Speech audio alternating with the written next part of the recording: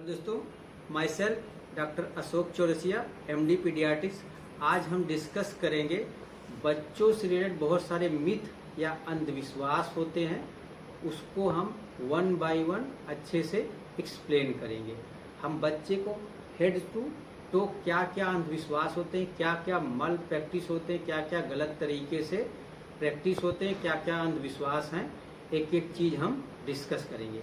तो पहला अंधविश्वास ये होता है, मिथ ये होता है कि जैसे बच्चे का ये एंटीरियर कॉन्टिनेल होता है, छोटे बच्चों में गड्ढा होता है, ओपन होता है। तो बहुत सारे लोगों का पुराने जमाने से ये मत है कि यहाँ पे तेल लगा के तेल रखते हैं, तेल को यहाँ इधर से चारों तरफ से लाके जो एंटीरियर कॉन्टिनेल है उस पे लाके इसको ऐसे ऐसे करके अंदर की तरफ कोशिश करते हैं अंदर जाए। ऐसी अवधारणा है, ऐसा पुराने लोग मानते हैं कि ऐसा करने से तेल बच्चे के अंदर जाएगा और दिमाग का विकास होगा, यानी दिमाग बड़ा बड़ा होगा। ये एक गलत धारणा है। कोई भी पीडियाट्रिशियन, बच्चों का डॉक्टर इस चीज को अवॉइड करता है और मना करता है। अकॉर्डिंग टू WHO या IAP भी ये गलत प्रैक्टिस है। ऐसा करने से दिमाग बड़ा बड़ा तो नहीं, बल्कि बच्चे को दिमाग का इन्फेक्शन यानी मेनिंजाइटिस हो सकता है। तो मेनिंजाइटिस एक बहुत ही बड़ा रिस्क फैक्टर है, इसलिए ये जो मिथ है उसको प्रैक्टिस में नहीं लाना है। दूसरा जो मिथ होता है, बहुत सारे लोग क्या करते हैं, बच्चे के नाक में या बच्चे के कान में तेल डालते हैं। तेल या बहुत सारे लोग ब्रेस्ट मिल्क डालते हैं। बच्चे के कान, नाक में सरसों का तेल या ब्रेस्ट मिल्क डालते हैं। इस चीज को भी गलत है। ऐसा करने से कोई फायदा नहीं, बल्कि बच्चों में इन्फेक्शन होने के चांस हो जाए, स्पेशली ईयर का इन्फेक्शन होने के बहुत ज़्यादा चांस होते हैं। उस इन्फेक्शन को ओटाइटिस मीडिया यानी मिडिल ईयर, बच्चे का जो दिमाग का बीच वाला पार्ट है, उसमें इन्फेक्शन होने के चांस रहते हैं। इसलिए बच्चे के कान में सरसों का तेल या ब्रेस्ट मिल्क या कोई भी चीज़ नहीं डालना है। बच्चों के कान, आँख, नाक की या मुंह की, स्पेशली टंग की सफाई कैसे करते हैं, इसका प्रॉपर वीडियो मेरे चैनल पे अवेलेबल है। नेक्स्ट इम्पोर्टेंट चीज़ है कि बहुत सारे लोग क्या करते हैं, बच्चे के मुंह, जैसे बच्चे के मुंह में क्या करते हैं, नीम का तेल या करेले का तेल डालते हैं। ऐसा उनके पीछे लॉजिक ये बताते हैं कि ऐसा करने से जो स्टमक में बैक्टीरिया हैं वो मर जाएंगे। तो कोई भी पीडियाट्रिशियन इस चीज़ को अवॉइड करता है, मना करता है। उसके पीछे लॉजिक ये है कि अगर आप नीम का तेल या करेले का तेल या करेले का रस बच्चे को देंगे तो बच्चे के स्टमक में जो बैक्टीरिया होते हैं वो बच्चे के दूध के पाचन के लिए जरूरी होते हैं। वो लाभफुल बैक्टीरिया होते हैं, वो हानिकारक बैक्टीरिया नहीं होते हैं। तो उनका बच्चे के लिए जरूरी होता है। प्लस इस नीम का तेल डालने से उसकी टॉक्सिसिटी यानी उसका हानिकारक प्रभाव भी हो सकता है। इसलिए नीम का तेल या करेले का जूस बच्चे को नहीं देना। हालांकि जागरूकता के अनुसार ये चीज़ें प्रैक्टिस में काफ़ी कम देखने को मिली हैं। हालांकि अभी भी कुछ पेरेंट, मदर, फादर इस तरह के प्रैक्टिस करते हैं, स्पेशली पुराने ज़माने के जो दादी अम्मा हैं उस चीज़ को। हालांकि जागरूकता के अनुसार ये चीज़ें कम हो रही है। नेक्स्ट चीज़ है, बच्चे के कभी कभी क्या होता है, बच्चे का जो ब्रेस्ट रीजन है उसमें क्या होता है, स्वेलिंग हो जाता है। उस स्वेलिंग ये एक नॉर्मल फिजियोलॉजी है, कुछ कुछ बच्चों में होता है। तो उसमें क्या करते हैं बहुत सारे दादी अम्मा, उस जैसे ब्रेस्ट वाला ये पार्ट है उस एरिया पे उसको दबा दबा के प्रेस करके उसको हटाने की या कम करने की कोशिश करते हैं। तो ऐसा बिल्कुल नहीं करना है, क्योंकि समय के साथ 2-3 महीने में वो अपने आप सही हो जाता है। अगर ऐसा रगड़ रगड़ के प्रेस करेंगे तो क्या होता है, ब्रेस्ट के नीचे जो टिश्यू होते हैं वो डैमेज हो जाते हैं और भविष्य में उसका हानिकारक प्रभाव होता है। कभी कभी इतना ज़्यादा प्रेस करते हैं जिसके कारण इन्फ्लामेशन हो जाता है, इन्फेक्शन हो जाता है और बच्चे में बहुत पेनफुल कंडीशन उत्पन्न होती है। तो इस मिथ को, इस अवधारणा को नहीं करना है। नेक्स्ट इम्पोर्टेंट चीज़, जैसे बच्चे का ये अम्लाइकस होता है, ये अम्लाइकस, तो बहुत सारे लोग क्या करते हैं, चूँकि हमारे धर्म में, हिंदू धर्म में गाय के गोबर को बहुत पवित्र माना जाता है, तो गाय के गोबर का एप्लीकेशन, काऊ डंग का एप्लीकेशन उसके अम्लाइकस पे करते हैं। ऐसा करने से क्या देखा गया है कि जो न्यूनेटल टिटनेस के केसेस बढ़ जाते हैं।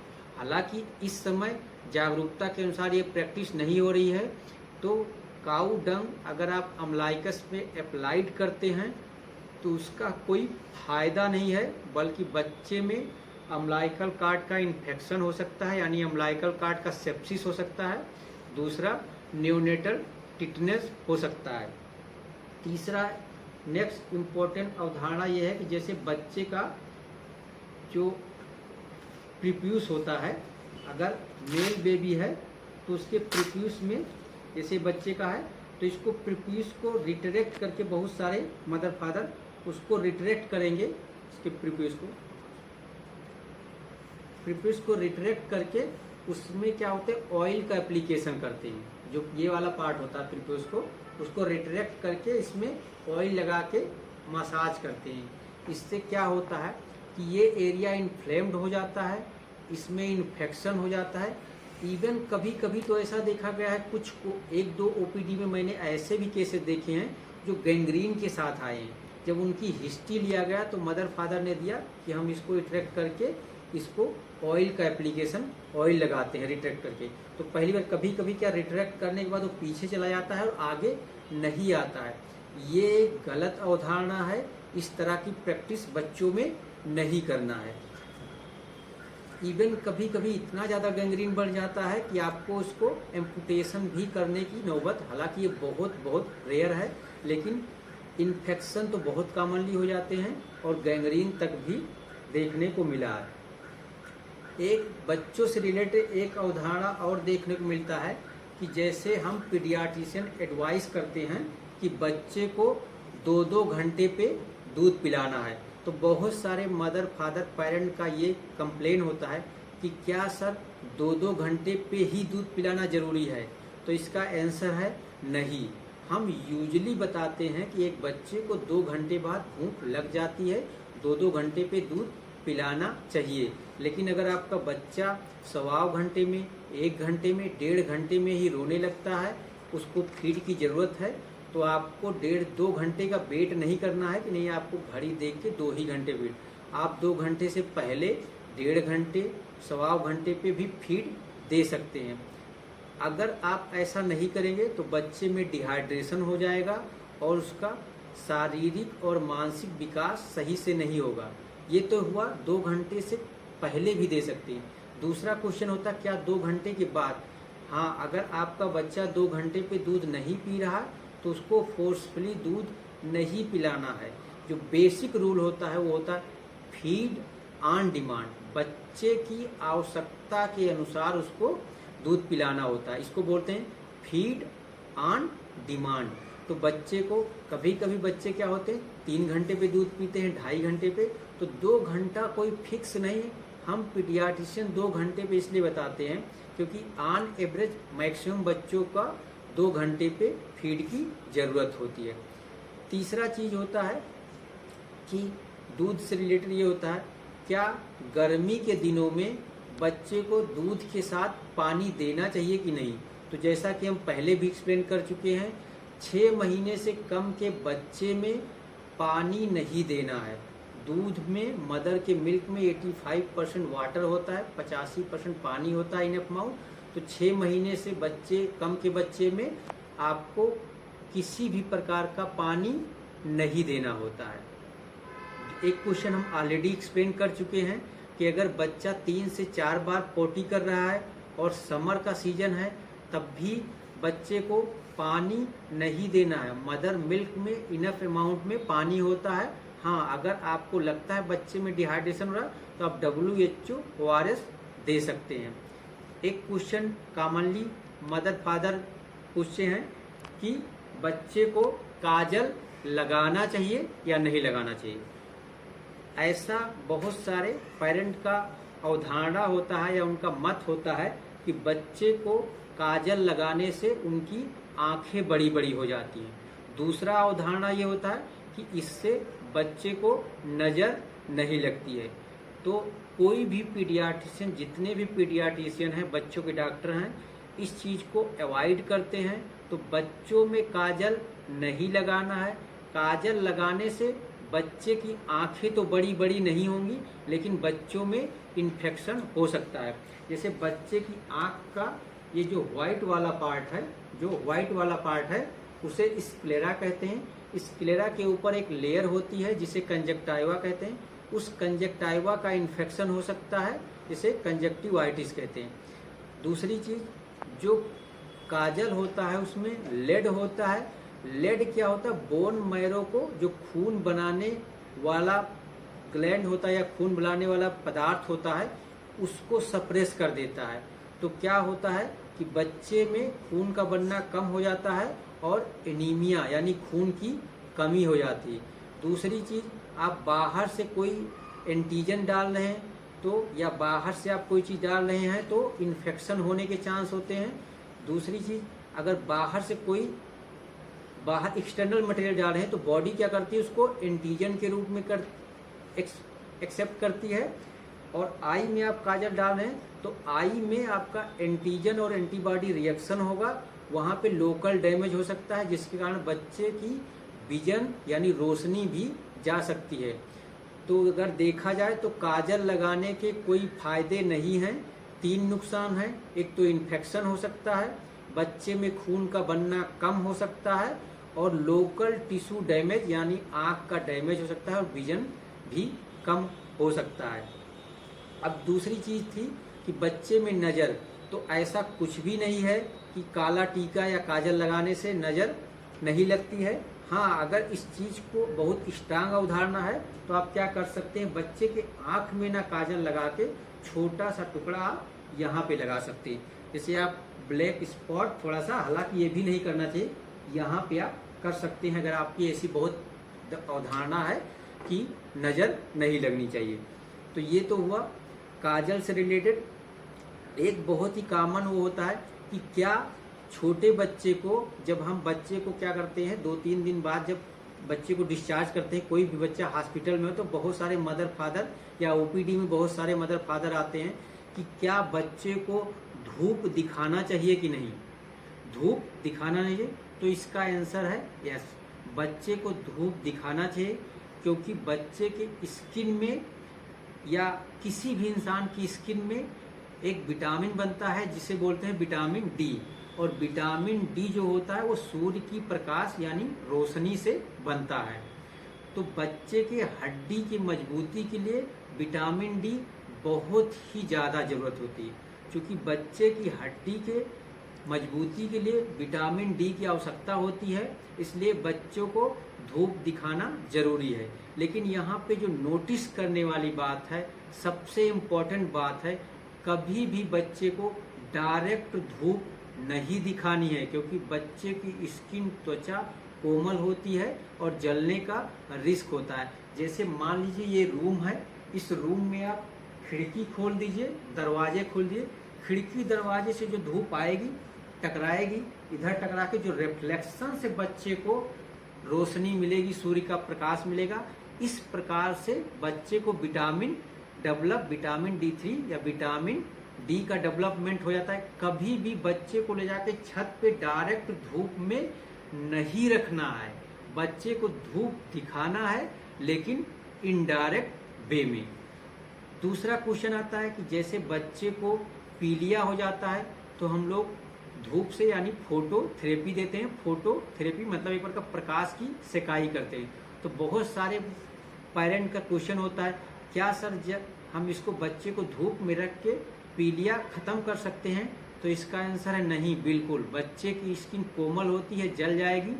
जो बच्चे का पीलिया दूर करने के लिए फोटोथेरेपी होती है, वो दूसरी होती है, वो ब्लू ग्रीन लाइट होती है, जो कि बच्चे की स्किन को नुकसान नहीं पहुंचाती है, वो बहुत ही कंट्रोल वे में होती है। तो बच्चे को पीलिया के लिए डायरेक्ट धूप में दिखाना नहीं है। एक और बच्चों से रिलेटेड बहुत ही कॉमन समस्या देखी गई है कि जब बच्चा पैदा होता है तो बहुत सारे पेरेंट क्या करते हैं, घुट्टी या शहद पिलाते हैं, घुट्टी या शहद पिलाते हैं, जो कि बहुत ही ज़्यादा गलत प्रैक्टिस है। ऐसा बिल्कुल भी नहीं करना है। ऐसा क्यों नहीं करना है कि जो शहद होता है, शहद में एक केमिकल होता है अर्लीजन, शहद में एक केमिकल होता है अर्लीजन, जो कि क्या करता है, बच्चे में हानिकारक प्रभाव करता है, बच्चे के फेफड़े का इन्फेक्शन करा देता है, इवन कभी कभी बच्चों को लकवा भी मार सकता है, यानी बच्चों में पैरालिसिस भी करा सकता है। तो बच्चे को जन्म के समय घुट्टी या शहद नहीं पिलाना है। नेक्स्ट इम्पॉर्टेंट जो पेरेंट में काफ़ी ज़्यादा कन्फ्यूजन होता है कि कोई 6 महीने से कम का बच्चा है तो उसको पाउडर लगाना चाहिए या नहीं लगाना चाहिए, या लगाने के फायदे हैं या नुकसान। तो 6 महीने से कम के बच्चे को पाउडर नहीं लगाना चाहिए।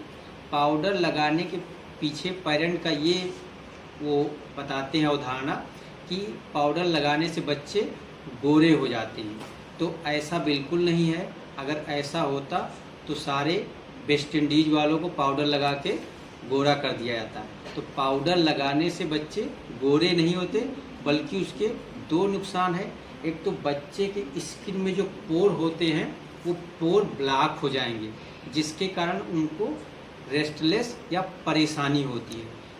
दूसरी चीज़ है, जब पाउडर बच्चे में लगाते हैं तो पाउडर के कुछ पार्टिकल नाक के रास्ते फेफड़े में चले जाते हैं।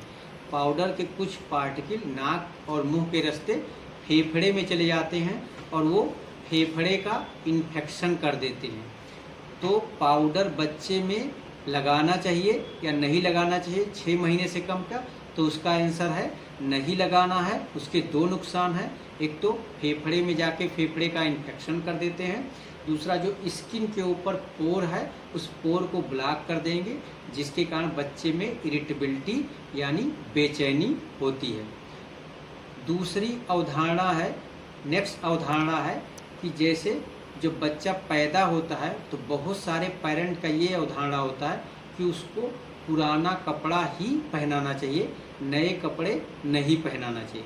एक्चुअली होता क्या है, जो पुराने कपड़े होते हैं वो बहुत बार धुल चुके होते हैं, जिसके कारण उसके रेशे जो होते हैं सॉफ्ट हो जाते हैं, जिसके कारण बच्चे को कंफर्ट ज़्यादा होता है। ये सही बात है, लेकिन आप नए कपड़े भी पहना सकते हैं, नए कपड़े भी पहना सकते हैं। उसके पीछे 2 कारण है, 2 चीज़ें ध्यान रखना। एक तो नए कपड़े को अच्छे से धुल लेना है, जिसके कारण उसके रेशे सॉफ्ट हो जाएं, और उसको कपड़े को अच्छे से प्रेस यानी इस्त्री कर लेना है। तो नए कपड़े भी पहना सकते हैं। 2 इम्पोर्टेंट शर्तें हैं, एक उसको अच्छे से धुल लेना है ताकि उसके रेशे सॉफ्ट हो जाएं, और उसको अच्छे से प्रेस यानी इस्त्री कर लेना है। एक अवधारणा होती है ब्रेस्ट फीडिंग के दौरान पानी पिलाने की, ये होती है कि अगर बच्चा दूध पीते पीते हिकअप लेने लगा, हिचकी लेने लगा, तो जैसा हम बड़े बच्चों या एडल्ट में क्या करते हैं, किसी को हिचकी आता है तो हम पानी पिला देते हैं तो हिचकी यूजुअली शांत हो जाती है। तो बहुत सारे मदर का क्वेश्चन ये होता है कि 6 महीने से कम बच्चा है, दूध पी रहा है और उसको हिचकी आ गया, तो उसको क्या सर पानी पिला सकते हैं? तो उसका आंसर है नहीं, पानी नहीं पिलाना है, उसको बर्पिंग कराना है यानी डकार दिलाना होता है। ये चीज़ हम डकार कितने तरीके से दिला सकते हैं, कैसे दिलाते हैं, उसके डकार दिलाने के क्या फ़ायदे हैं, ये हमारे चैनल पे वीडियो अवेलेबल है। डकार यानी बच्चों में बर्पिंग कैसे कराएं इस नाम से। तो आई होप बहुत सारे पेरेंट का, बहुत सारे मदर फादर की जो क्वेरीज होती हैं, जो मिथ होती हैं, वो क्लियर हुआ होगा। अगर वीडियो आपको समझ में आया हो तो वीडियो को लाइक करें और माय चैनल डॉक्टर पीडिया @ AKC को सब्सक्राइब करें। थैंक यू, धन्यवाद।